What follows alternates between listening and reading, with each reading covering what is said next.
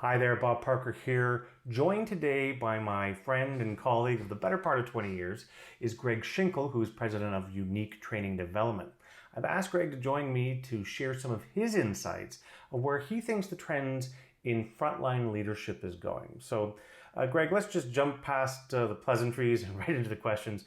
We just over a year into this pandemic. Ontario is about to enter, it's just entered its third lockdown. What are you seeing uh, that's happening with frontline leadership right now? What we're seeing is the requests. First of all, a lot of companies were in a wait and see mode last year because of all the uncertainty that affected their production, their scheduling. So we're noticing that the companies, especially if they're in areas that are still affected by COVID, they're still having issues even pulling their people off the floor to to be trained, whether that be virtual or in person. And because of that scheduling issue, they're looking for more creativity in increments. Now, one of the things in training used to be if you were going to have a trainer on site, you kind of had to make use of them for half a day or a full day, just from an efficiency standpoint. And now, of course, if the trainer can be on site virtually, you can get those increments down. We're finding good demand for 2 hour sessions, and some clients still want to go with half days or even full days or even multiple days delivered virtually.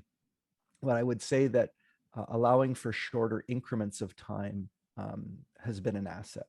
The other request we're seeing is that companies are asking for targeted pre-recorded content that they could use on demand.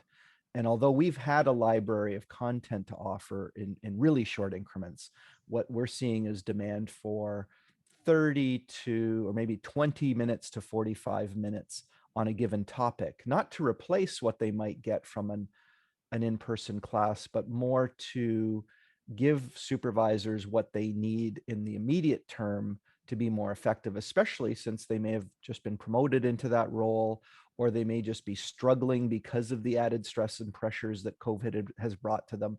So they're in need of development. So the companies that thought, oh, we can just put off our leadership development are realizing that they can't put it off because the needs of leadership are almost more acute now than they were before, but they need more flexibility in the scheduling and in the delivery method.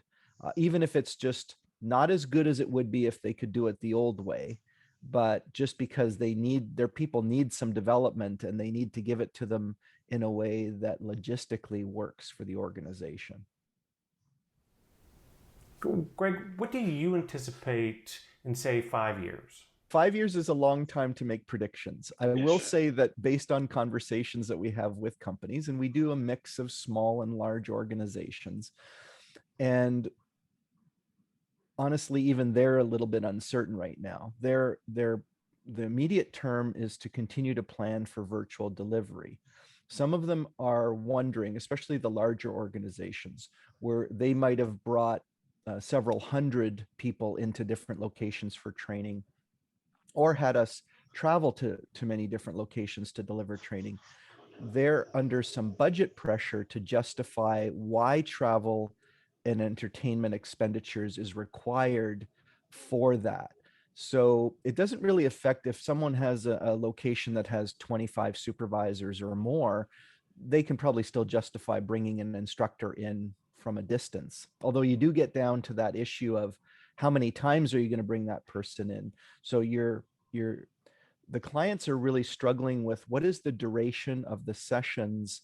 And even though we're finding that the virtual delivery is about 85% as engaging as live, the big question on the minds of some of these companies, and not so much the training and development folks or the HR people who recognize the value of training, but it's anybody sort of in the economic decision making realm where they're going, hey, it's going to cost us $20,000 to fly these guys in or to have them drive in, or the trainer's going to have to, be here for 2 straight days instead of virtually. We could have it in half day increments for the same level of investment.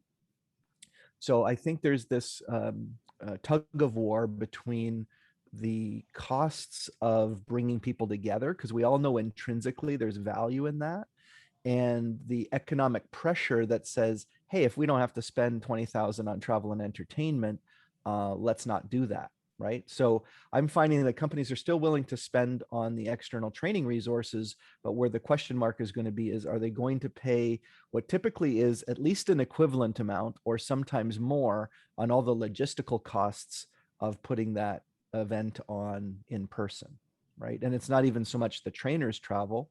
It's more, so there's actually two dynamics going on. It's the travel of the participants, because technically a trainer is just one person who might go to a location.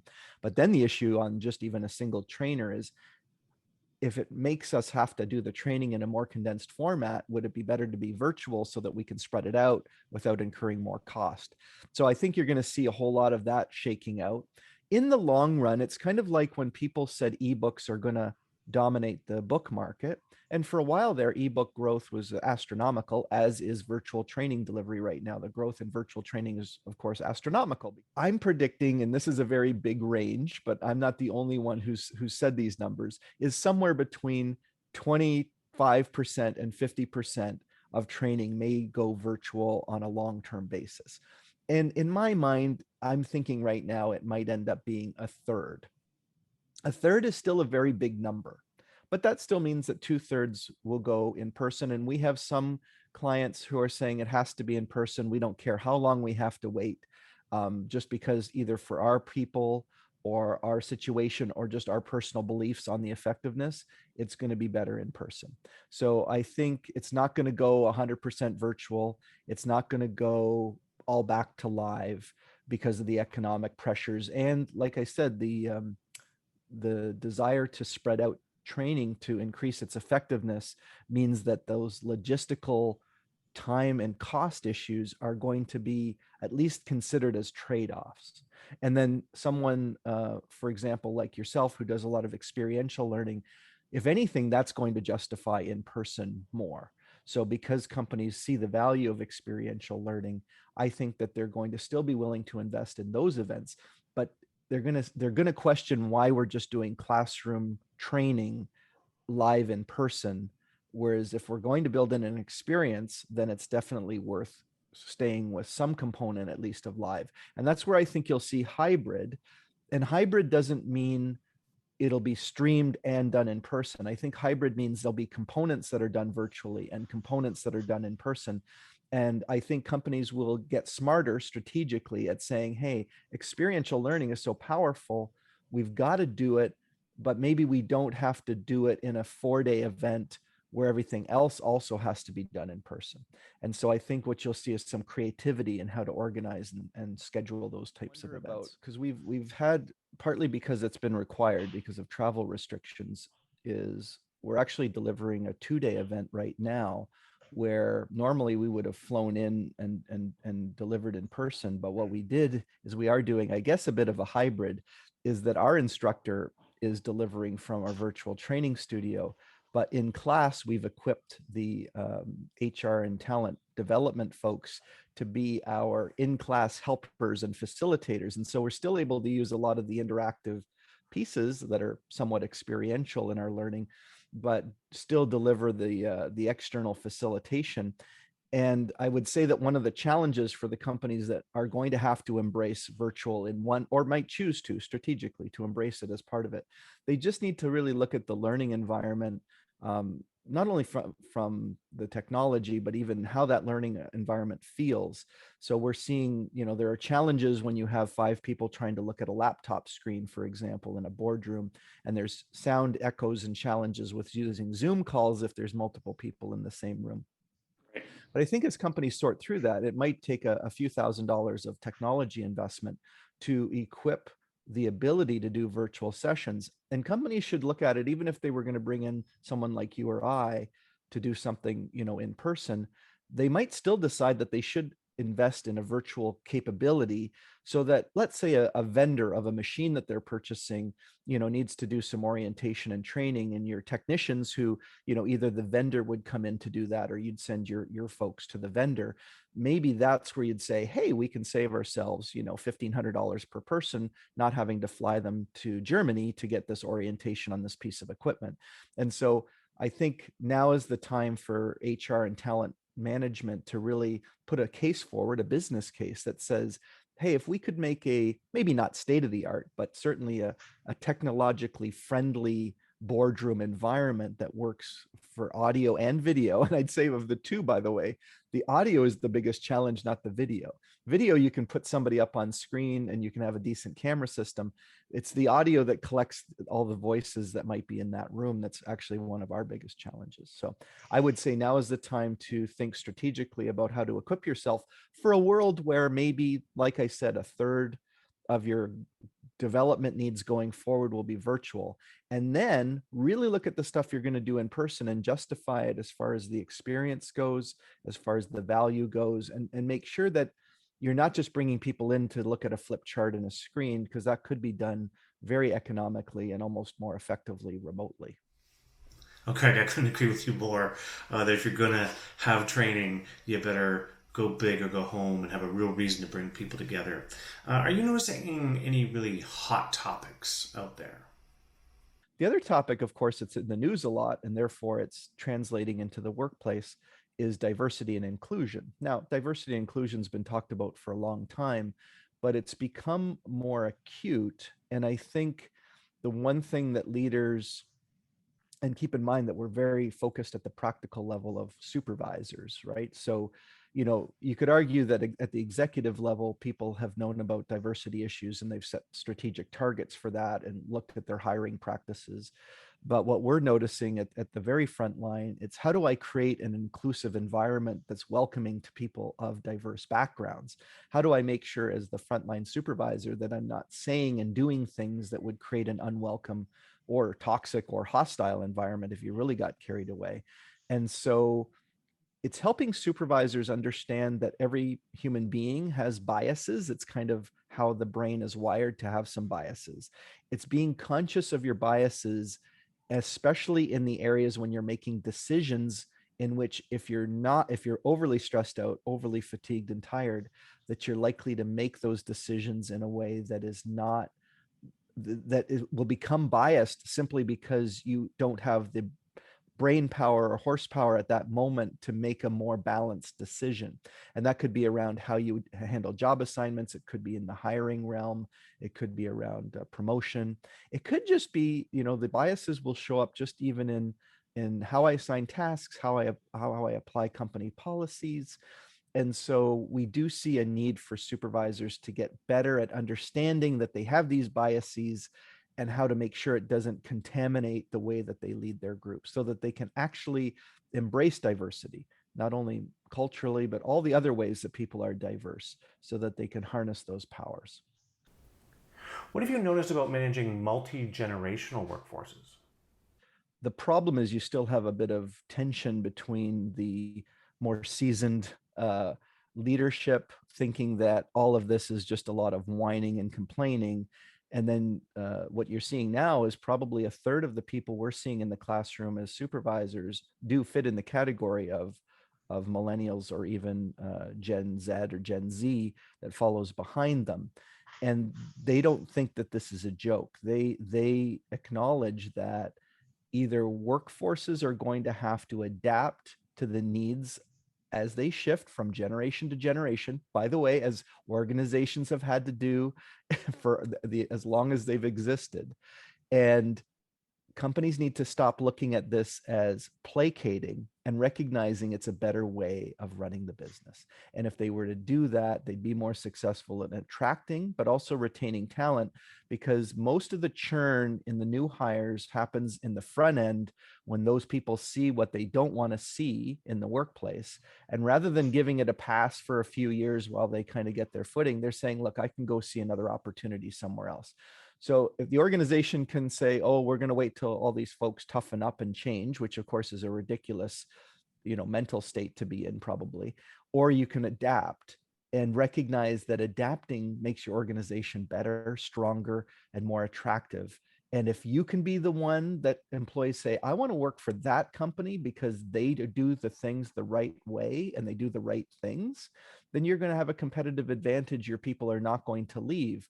But if your organization has a lot of turnover, and even if, by the way, even if the task is difficult and messy, and, because that's the other beef that people have with younger workers is they think, oh, they're not willing to work hard. they're willing to work hard if you treat them well. And I think organizations have to recognize that that has a lot to do with the leadership interactions that supervisors have with their people. The thing to have them think about is that their values are not the things that they have on the poster, unless they actually spend time talking about those things that are on the poster.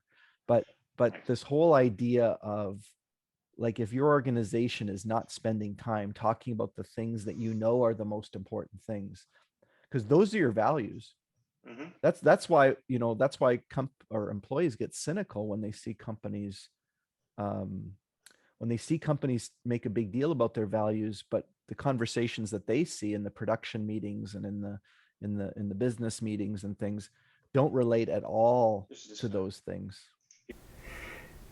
Do you see a shift with respect to how we approach values with a stronger presence of millennials and Gen Z or Gen Z in the workforce? Younger workers, is values are important to them, right? Oh yeah, yeah, and yeah.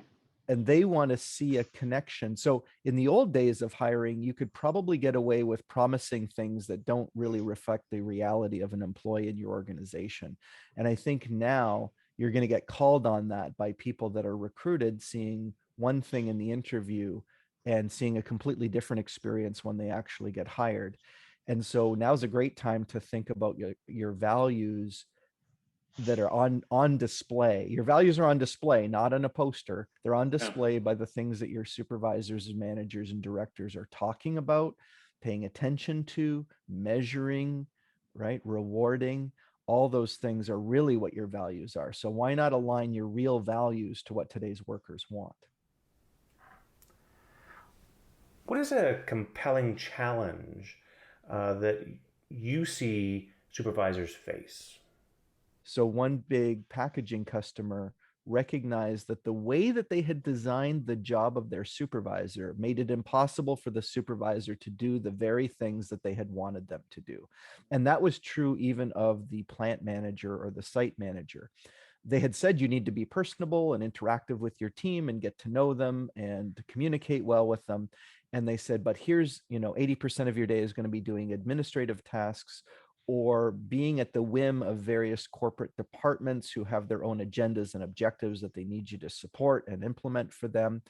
And because of that lack of cohesiveness, a lot of the people towards the front line are torn in multiple directions. And what they can't do is do the basic fundamental things that make them a good leader in the eyes of their team. And that is giving the team the emotional support that they need to produce the results that the organization has asked of them. So, really, the supervisor's primary job, and this is a great opportunity to align development to those things, is enable your frontline team to deliver the results that you need and stop getting in their way and throwing hurdles at them, expecting them to overcome with heroic measures things that allow them to drive the results despite all those impediments and obstacles. Are you seeing any unique trends with frontline leadership?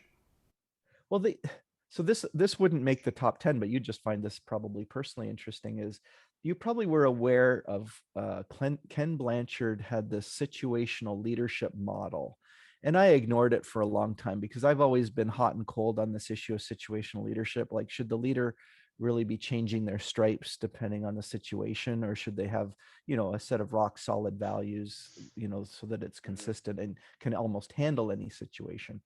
But in Blanchard's situational leadership, so initially I resisted it because it's another model and another graph.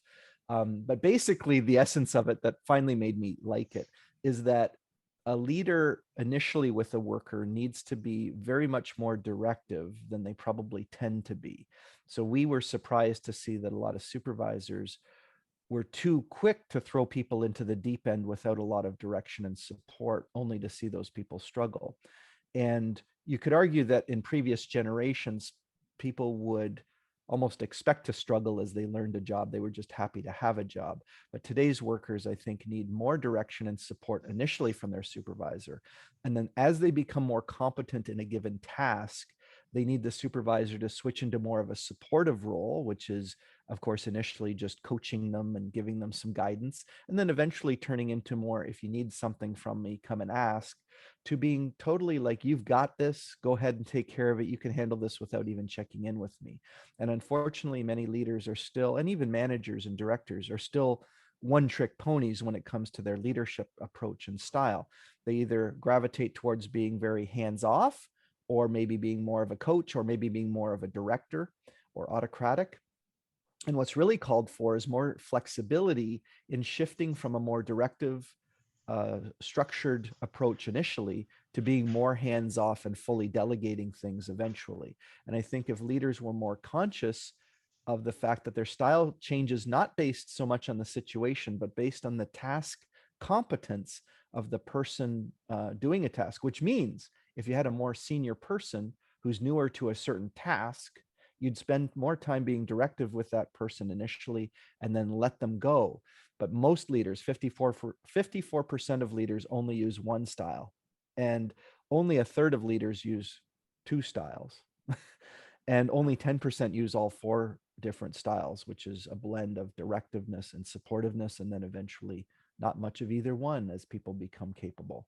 So I don't know that that's a trend, but certainly it's an opportunity, Yeah. right? Is how do you alter your leadership style? Not so much on, like, it's kind of like the old way of looking at situation leadership is, if there's a crisis, then get autocratic. Mm-hmm. And now it's not like there shouldn't be a crisis, but maybe I have a worker who expects and needs more direction up front. Because I do think that one of the reasons people will leave is that they're not given a clear enough training, clear enough direction initially to be successful. And because they don't know how to be successful, they feel like a failure. When they feel like a failure, it's a negative emotional event, and that could cause them to leave. Greg, thanks for today. I really appreciate all of your insights about where you see things are going with frontline leadership. I think there's a lot of similarities happening in upper sort of management development as well, along some similar lines. So I really do appreciate this. If you'd like to contact Greg Schinkel, uniquedevelopment.com is where you'll find him, and he'll be glad to connect with you about your development needs when it comes to frontline leadership. And of course, you can contact me at bobparker.ca, or of course, pitcrew.ca, and look forward to chatting with you soon.